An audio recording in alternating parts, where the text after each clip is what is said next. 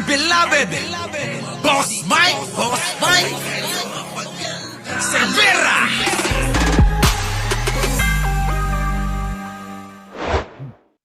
Newsletter ang Ayan na mga kababayan, disbarment na. Disbarment na mga kababayan. Ha? Sara Duterte, problema yan. Tandaan mo Sara, wala ka namang immunity. Oh, kaya pwede kang kasuhan.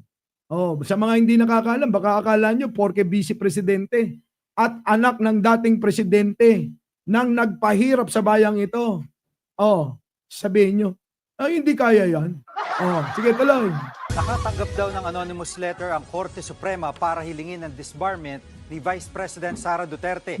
Kaugnay raw ito ng pahayag ni VP Sara na ipauukay niya ang labi ni dating Pangulong Ferdinand Marcos Sr. at itatapon sa West Philippine Sea. Oh, yan pa lang yung issue na yan, ha?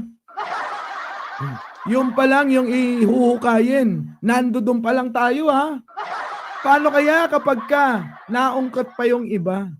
Yung kanyang pagtatangka sa buhay ni ni Pangulong Bongbong, ni First Lady at ni Speaker. Ano kaya pupuntahan ni Sara? Kaya nga mga kababayan, mamaya merong Quadcom. Oo, hearing. Abay, abangan nyo. Si Mayor Trillanes, may daladalang pasabog. Nako, magkakaalaman na. Pero may napansin ako, ha? Mukhang itong nasa picture may itsura. Talay! Ayon kay SC spokesperson Attorney Camille Ting, mayroon ng inihain na disbarment case laban kay VP Sara nung alkalde pa siya ng Davao City matapos manapak ng court sheriff. October 24 daw ang petsang nakalagay sa liham pero ngayong buwan lang daw ito nakuha ng SC. Nako, Oktubre pa mga kababayan, pinadala yung liham o yung complaint para kay Sara Duterte. At ngayon Nobyembre, ngayon pa lang nila natanggap. Ay nako, mga kababayan, ito na. Ito na ang umpisa. Ito na ang umpisa ng pag-iisip ni Sara kung ano talaga ang makakabuti sa kanya. Kasi ito, ultimong mga advisor, sigurado ko, hindi nakikinig. Oo. Bakit? Kung nakinig ito, malamang hindi nagkaganito. Oh, sabi dito, Sir Mark, hindi po ako si Mark. Mike po ako. Si Mark po, konti lang ang diferensya namin. Magkamukha na kami. Ha? Di pa kami kumakain dito sa EDSA. Yan na nga po ang sinasabi ko. Di ba? Salamat naman kay Joseph Machete. Biglang nagpakulay. At sabi, pang salabat, Boss Mike. Ay nako, oo. Mga kababayan, kinakalma ko ang boses ko kaya shout out sa inyo. Opo, ha? Shout out po. Oh, eto na, tuloy natin. Nako, disbarment. Sara! Sara! Baka kala mo, ligtas ka. Dagdag pa ng SC, kailangan pa ring may maghain ng formal na reklamo para iba-disbar ang bise. Nako, yan na. So abangan nyo. Maaring mamaya bukas sa isang araw. Hindi matapos tong linggo na to. Na isang pa na yung hinahanap ng Supreme Court para kay Sara. Ha? Tuloy! It's always possible that the Supreme Court can take cognizance of anything that's publicly known, but usually it's usually by complaint. So we'll wait and see what the court has or what the court will do in that case. So mga kababayan, hindi lang yan. Ito pa. Pasok! Ayan na ng Department of Justice sa tanggapan ng Ombudsman ang pagpapasya kung nararapat bang suspindihin si Vice President Sara Duterte habang iniimbestigahan sa mga ginawang pagbabanta sa first couple at sa House Speaker. Ayon kay Justice Undersecretary Jessie Andres, hindi immune from suit o hindi ligtas sa kasuhan ang ating Vice Presidente. Yan maliwanag mga kababayan. Hindi ligtas si VP Sara Duterte na mahal natin noon. Hindi ligtas si VP Sara Duterte sa mga batas na umiiral sa ating bansa. Baka akala nila parang presidente yan na pagka natapos na lang tsaka kinakasuhan. Pero ngayon mga kababayan, ito nagdidelikado yan. Nagdidelikado yan. Maaaring mga kababayan sana umabot na ano, ha? Na itong si Sara matanggal na sa pwesto at mapalitan na sa lalong madaling panahon. Tuloy. Anya maaaring maharap sa kasong kriminal, administratibo ang Vice Presidente sa bigat at nakababahalang direktang banta nito laban po sa Pangulo. Sinabi pa ni Andres na may kapangyarihan ng ombudsman na ipatupad ang mandato nitong disiplinahin ang kahit na sinong mataas na opisyal ng gobyerno. Ombudsman na yan. Baka akala ng mga ano kasi ano lang mga kababayan, nasa barangay lang. Mga kababayan, dahil ang level naman ng kakayanan ni Sara, pang barangay lang. Sana nauunawaan nyo yung aking sinasabi, ano? Ulitin ko, akala ni Sara, itong kanyang ginagawa ay pang barangay lang. Sa bagay yung kanyang inaabot ng utak, pang barangay lang. Kaya nga ganyan, kita nyo, nilagay tayo sa kahihiyan. Binalita tayo kung saan-saan. Mga kaibigan ko sa iba't ibang bansa, nagmemensahe, tumatawag. Bakit ganyan ang nangyayari? Bakit ganito ang balita rito? Bakit anong ginagawa ng Vice Presidente ninyo? Nilalagay tayo sa kahihiyan. Yung mga lahi na nandito sa kinaroroonan ko, ang sinasabi, itong si Sara Duterte, walang bisyon para sa bansa nyo. Oh, kalma. Baby, kalma. Huwag mo naman akong bigyan ng dahilan para tabihan ka. Siya naman lang, oo. Siya naman lang yung iba pa. Abay magising na. Marami na po na mga sumusuporta dati kay Sara. Marami dyan sa kabila, ngayon tumahimik dahil sa kagagawan niya. Na noon, todo ang suporta dahil anak siya nung kanilang iniidolong si Digong. Pero ngayon mga kababayan, ang kanilang mensahe, hindi po kami sumusuporta kay Sara Duterte. Kay Duterteng matanda lang kami. Uta, nakakahiya naman Sara. Ultimo, yung kapanalig ng iyong ama. Abay tila bang itinatakwil ka. Oh, kalma. Baby, kalma. Huwag mo naman akong bigyan ng dahilan para tabihan ka. Nandito si Direk Freddy. Oo, shota ko yan. Kabit ko pala kasi may shota ko rito. Oo, eto original. Magpakita ka, baby ko. Direk, pasensya ka na. Pero mahirap pag may kasama. Oo, sa mga hindi pa nakakapag-like, hindi pa nakakapag-subscribe at nakakapanood sa kaibigan natin na minsan naging jowa ko. Si Direk Freddy, puntahan nyo. Kung magagaling sa paningin nyo yung iba nating mga kasama, hindi ito magpapahuli. Oo. Pero kung ang pagbabasihan, si Banat Bay lang at kay Direk Freddy Valera, abay malayong malayo. Figura, wala na. Di ba?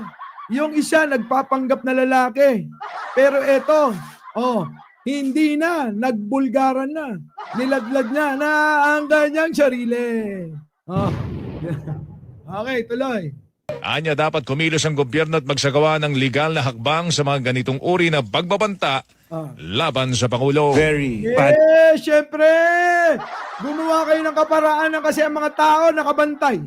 Baka mamaya kayo ang mapag-initan. Kawili ng mga gobyerno na may kinalaman. Hindi po pwede kayo magtulog-tulogan. Ang mga tao, gising na gising mulat ang mga mata na nagbabantay sa inyo. Diba, mga kababayan? Tayo nakabantay sa kanila. Kung sino man ang magpapahamak sa ating gobyerno na pinamumunuan ni Pangulo, aba, hindi tayo magsasawalang kibo at hindi tayo mangingipi na gumawa ng kaparaanan para maipagtanggol yung ating bansa, gobyerno at Pangulong binoto. Oh, kalma. Baby, kalma. naman akong bigyan ng dahilan para tapihan ka. At sana magising na ang lahat. Mga DDS, hindi ba kayo nagtataka? Kakapringgot na lang kayo ha. Yung mga binabalita nila na may mga sundalong aaklas sasama. In your dreams, panaginip lang yan. Yung sinasabi nila na hahakutin ang mga tao sa Mindanao, isasakay sa mga barko para dito manggulo. Malabo yan. Ilang milyon ba yung dadalin nila? Kasi mga kababayan, pag dinala nila, saan nila patutulugin yan? Patutulugin ba? Sa Luneta. Marami na doon mga natutulog gabi-gabi ha. Kaya kung kayo mga kababayan naniniwala sa mga paandar at fake news nila, ang tanong ko lang, mayroon na bang natupad sa mga sinabi nila? Ha? Meron na bang nangyari sa sinabi nila? Kaya wag na kayong magtanga-tangahan. Alam ko namang matalino yung iba dyan. Kaya lang, kung ang inaasahan nyo, mapagbagsak pa si Pangulo, sorry, oo, malabong mangyari. Oh, tuloy. President for our country if we will not take legal action on these kinds of threat coming from a very high ranking official. We have to maintain order in a civilized society by adherence to the rule of law, and we will apply the full strength and force of the law. Dapat lang! Pwersahin nyo na. I-apply nyo na. Rule of law. Rule of law. Sa mga Duterte, walang kwenta. Binabaliwala nila yung ating sinusunod na rule of law. Para sa kanila mga kababayan ng mga Duterte, ha? Ang mga Duterte, walang ano yan. Walang kwenta yan. Pero kailangan nating sumunod para namang hindi tayo matawag Banana Republic. Walang sinusunod na batas, bahala na kung sino man. Kita nyo? Kung ano gusto nyong gawin, pwede na. Eh kung pwede pala sa mga Duterte, bakit sa atin hindi pwede? Pag gumawa tayo ng kalokohan, bakit pinapatay tayo? So ibig sabihin, sila lang ang may kalayaan, pero tayo wala? Sila pwede, tayo hindi?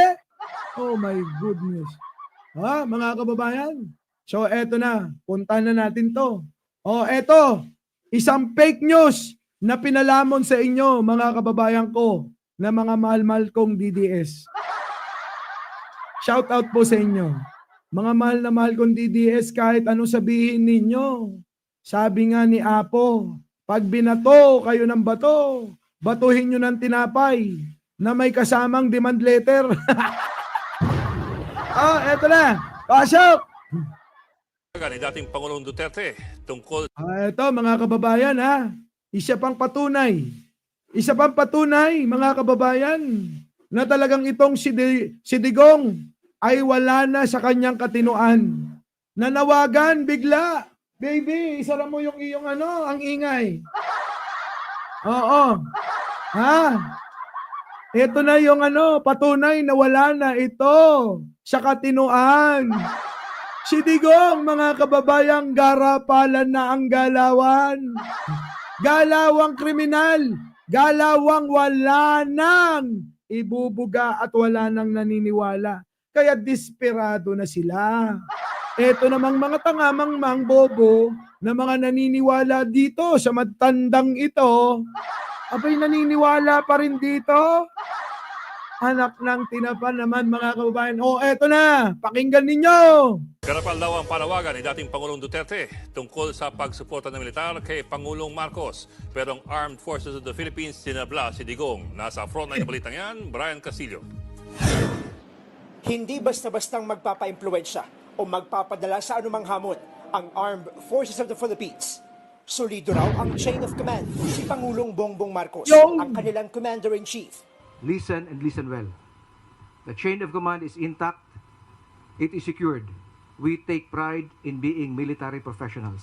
Ang amin pong loyalties is to the flag and to the Constitution. Oh. And we adhere to the chain of command.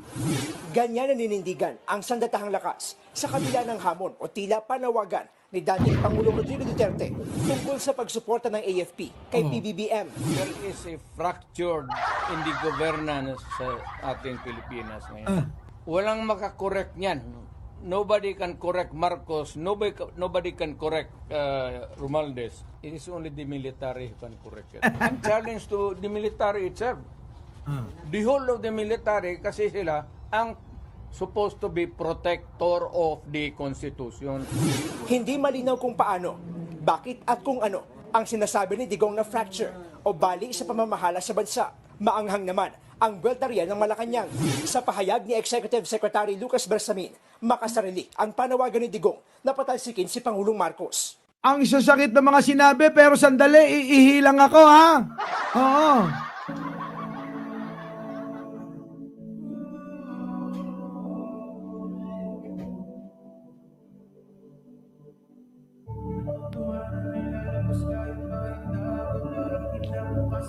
Wait! Oo.